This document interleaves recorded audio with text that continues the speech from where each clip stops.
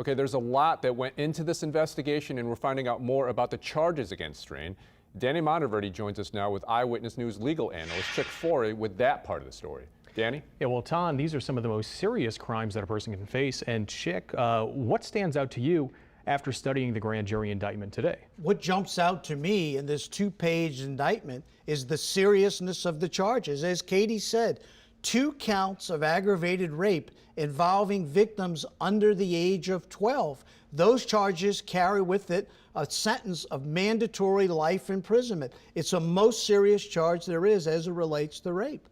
And unlike some crimes, there are sometimes the statute of limitation runs out. In this case, there's no time limits. Explain that a little bit. Under Louisiana law, there is no time limit for the institution of prosecution for aggravated rape. For the other sex charges, you have until 30 years. The DA, Warren Montgomery in St. Tammany Parish, has 30 years from the 18th birthday of the victim. So you have quite a period of time. Trust me, Warren Montgomery and his staff, they're going to feel very secure on the time limits and the statute of limitations for the prosecution.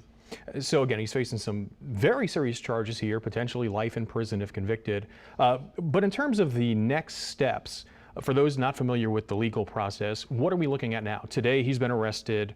What do we see tomorrow and down the line? Today he was fingerprinted, he was photographed, he's in custody, his bond was set at $400,000. He's on the phone right now, if he hasn't already made the phone call, to his lawyer, Billy Gibbons.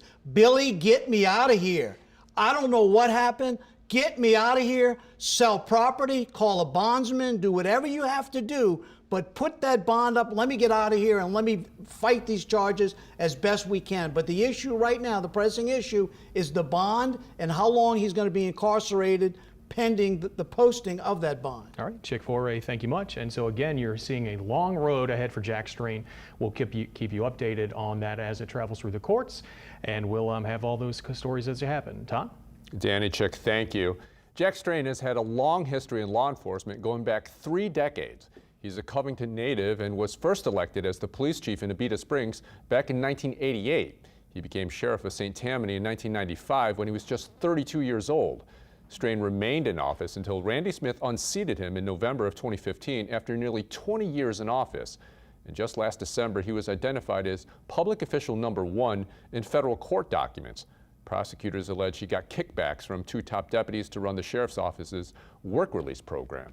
And we'll have continuing coverage of the arrest of former St. Tammany Sheriff Jack Strain live on Eyewitness News at 6. We'll also have updates and expanded information on WWL-TV.com, our app, and social media as well.